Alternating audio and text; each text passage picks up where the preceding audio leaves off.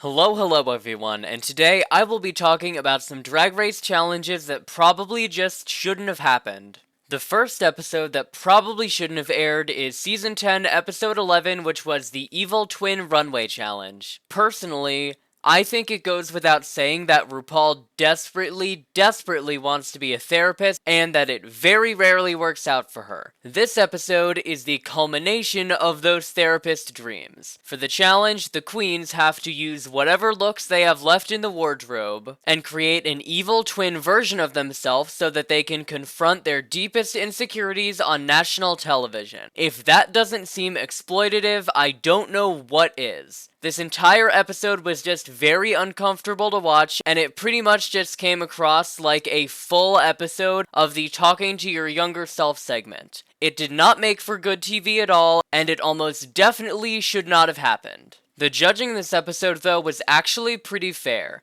We had Aquaria getting the win with Asia and Eureka as high, then we had a bottom two of Cameron and Cracker where Cracker is eliminated.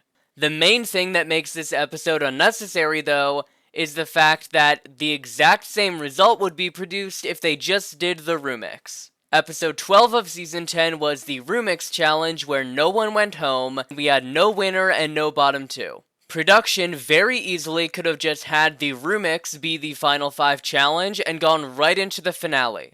Based off the previous challenge performances of these queens and how they did in the remix, I think it is pretty safe to say that Aquaria still wins the Final 5 challenge, and regardless of how the high and bottom two placements work out, Cracker's probably going home here. This entire episode of RuPaul forcing people to confront their insecurities on national television all could have been avoided if they had just done the remix at Final 5 and then nothing at Final 4. Next up, from All Stars 8, we have Episode 10, which was the makeover. All Stars 8, for the first and hopefully only time ever, decided to go with a Final 2. This is a terrible formatting choice, as you have Jessica Wilde, who's been doing well, Jimbo, who's been doing great, and Candy, who has been doing well. Doing a Final 2 format guarantees that someone who has been doing a good job all season is not going to get rewarded for that. I genuinely have no idea why production decided to go for this outside of trying to fill an episode order. Most of the time, there's a pretty clear reason why production does what they do. This is not one of those cases, as it is guaranteed to screw over a deserving competitor. In terms of the judging, Candy Muse gets the win with Jimbo and Jessica as the bottom two. Due to the inherently bad format of this episode, Candy gets to decide who she goes to the finale with. She can choose Jimbo, her alliance member who has been doing great all competition,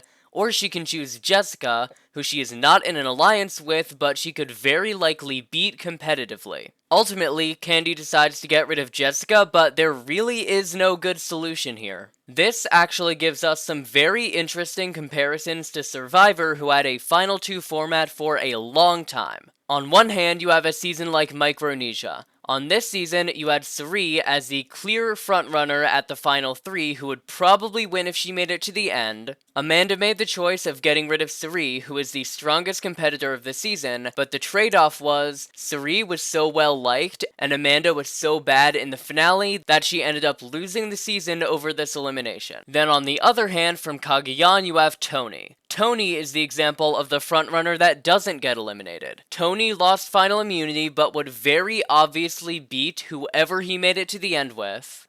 Neither one of these is a good situation, as you either eliminate the frontrunner and receive boatloads of hate for it, or you keep the frontrunner and lose while also receiving a boatload of hate for not making the obvious strategic move. From Season 9, Episode 2, we have the ridiculous cheerleading challenge. Other YouTubers like JackFed have gone into much more detail than I will, but pretty much for this challenge, the queens are in a giant room, and they have to do ridiculously over-the-top cheerleading routines for really no reason. I'm pretty sure JackFed's reasoning was that Drag Race had a big room and they wanted to make use of it, and honestly, I think that's the story I'm gonna go with. This challenge, as the queens were not professional cheerleaders, resulted in many injuries. Everyone in the cast was at least mildly injured, while queens like Charlie, Cynthia, and Eureka had major injuries. Eureka is obviously the poster child of this, as she actually got medevaced from the competition due to the severity of her injury.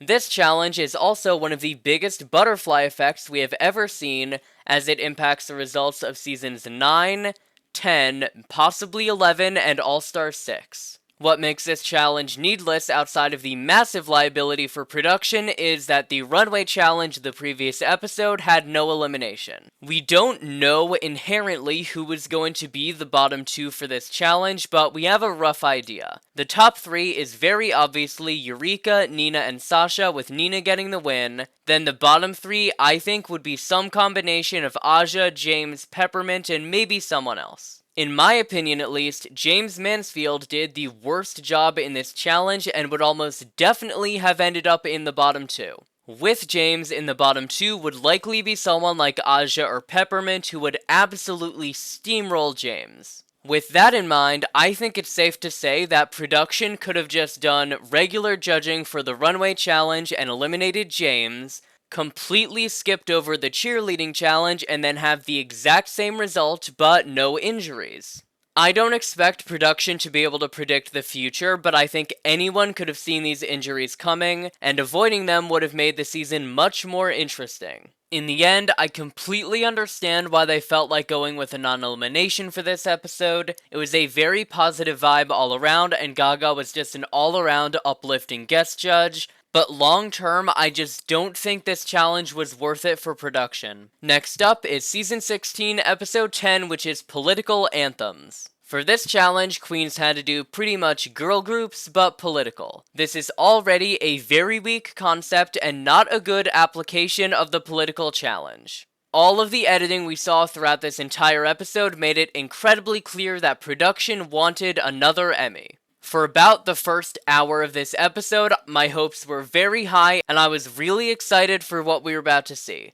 Then the challenge aired, and almost everyone flopped, and it wasn't just because of the terrible audio mixing. This was just not a good challenge, and the only people who did remotely well were Maya, Morphine, and Saphira. What makes this episode worse is that it was just not deserving of a non-elimination. There have been many episodes this season where a lot of people have done great and no one deserves to go, but this is not one of those cases.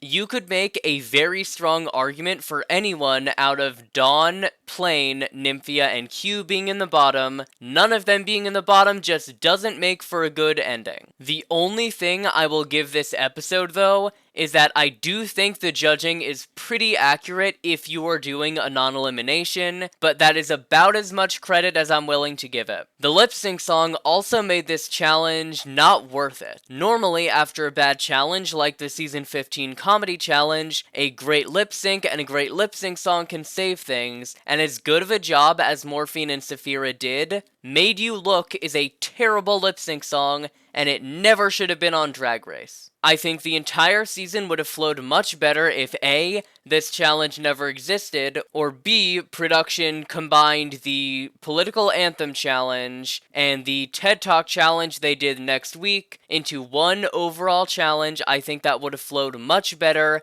and it would have been a much better application of the political challenge. We only get one every 4 years, so this one was a big disappointment. From UK Season 2, we have the Episode 9 Acting Challenge. In the previous episode's Comedy Challenge, due to the drama between Ellie and Lawrence, production decided to save Ellie to continue this drama and give Ellie one more shot at a win. The actual judging should have been Bimini, Lawrence, and Tace in the top, with Ahura getting rid of Ellie. Instead, Ellie gets one more shot to get a challenge win in this acting challenge. Sadly for production though, Ellie would continue to flounder throughout the competition and she would not get that win. This means that Ahura was sacrificed for nothing, but it also means that Ellie is here and in the bottom. The smart move here on production's part would be to admit their failure and just let Ellie leave in 4th place. This is Drag Race production though, and we can't let Ellie leave too early. So instead, we have Bimini win with Lawrence high, and then Tace and Ellie get the double Shantae of the season. Tace absolutely mopped the floor with Ellie, and Ellie had no business being in that final 4.